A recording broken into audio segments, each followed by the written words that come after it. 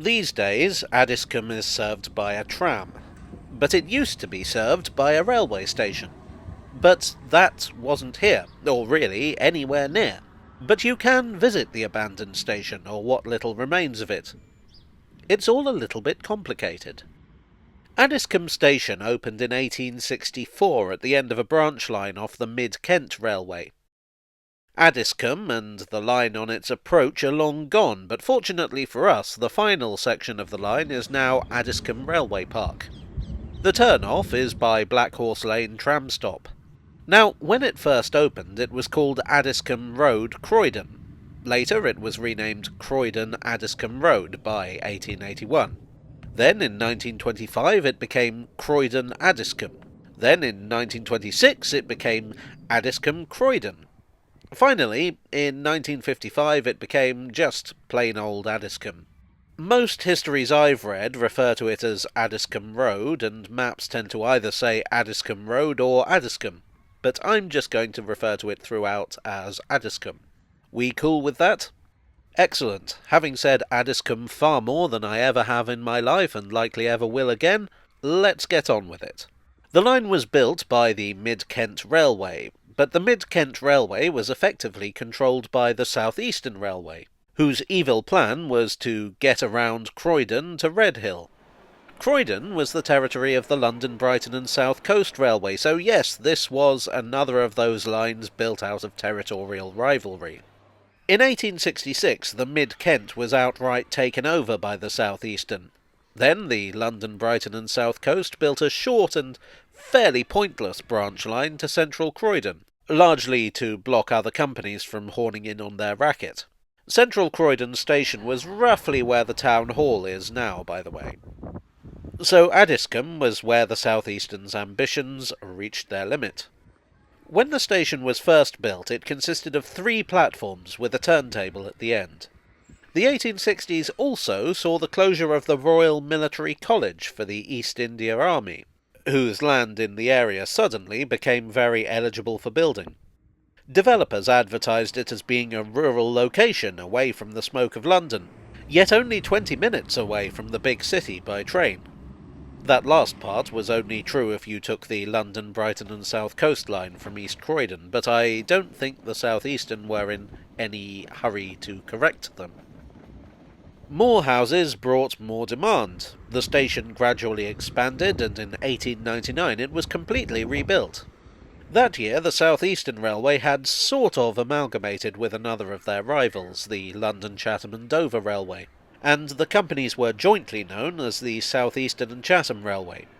The rebuild of Addiscombe reflected the fact that the company had given up on the idea of extending the line any further, and turned it into a proper terminus with a building across the end. In 1885 a line had opened from Woodside to South Croydon, called the Woodside and South Croydon Joint Railway. That's not immediately relevant right now, but file it away in the back of your mind for later. By 1900, life was good for the Addiscombe line.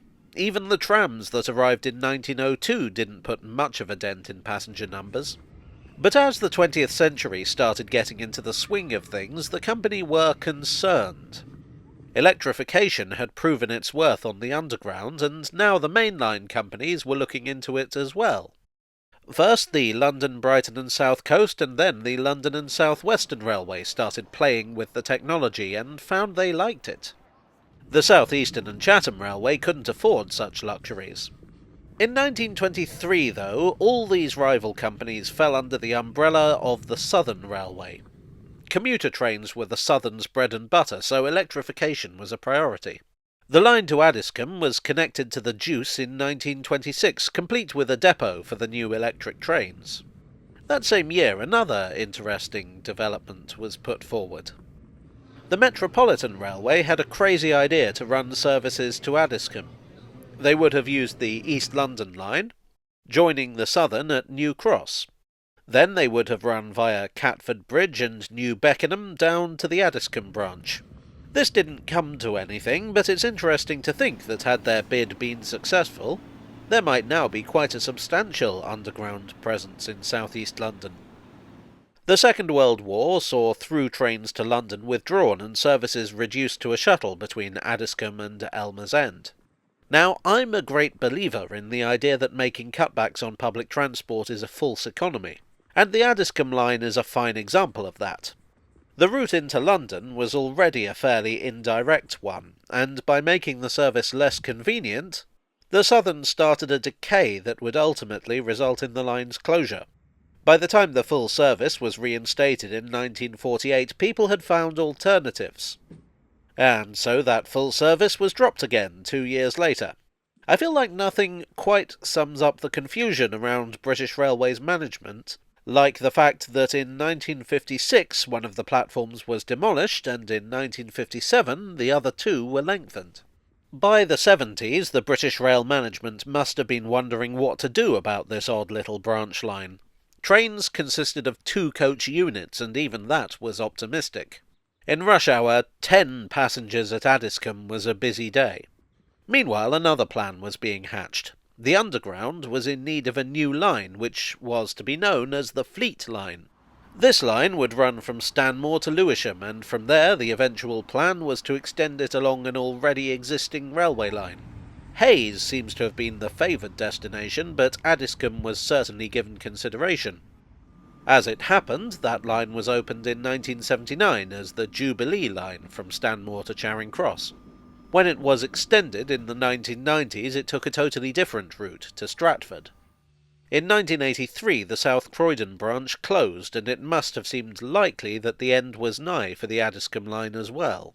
It limped on through the 80s and 90s with few passengers and sometimes none. Basically, it was only the depot that justified running anything there at all. In 1994, parliamentary approval was given for the Croydon Tramlink. This would take over a number of underused or disused railways around Croydon and incorporate them into a new light rail system. The line from Elmer's End would be part of this, and it was announced that it would take over the old Woodside and South Croydon line, which would enable the trams to get into the centre of Croydon. Addiscombe Station was doomed. Over the next few years it was run down. At 9:40 p.m. on the 31st of May 1997, the last train ran from Addiscombe to Elmer's End.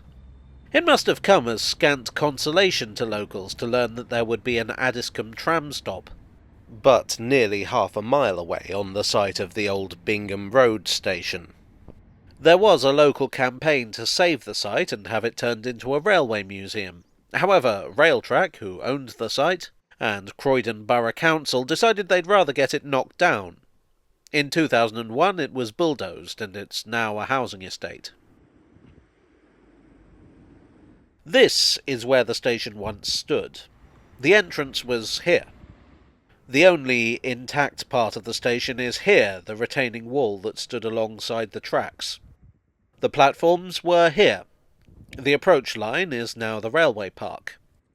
The Addiscombe line was a curiosity. Never the most direct or convenient route into London, it was created by the intense competition between railway companies in the 19th century. As such, the question arises, was it always doomed? There were plenty of lines that carried more passengers and closed a lot sooner. Maybe if it had got to Redhill, maybe if it had become part of the Metropolitan line, maybe if the Fleet line had got there, we might have a bit more to look at today. But we'll never know for sure. Well, I hope you enjoyed today's video. If so, please do click the like button and subscribe for more. Let me know what you think. Was the Addiscombe branch a white elephant from the start, or did it have unrealised potential? Tell me your thoughts in the comments section down below. I'd like to thank my donors on Ko-fi and Patreon and here on YouTube for your much appreciated support. You are the commuters to my suburban station. And I'll see you all again very soon. Cheerio.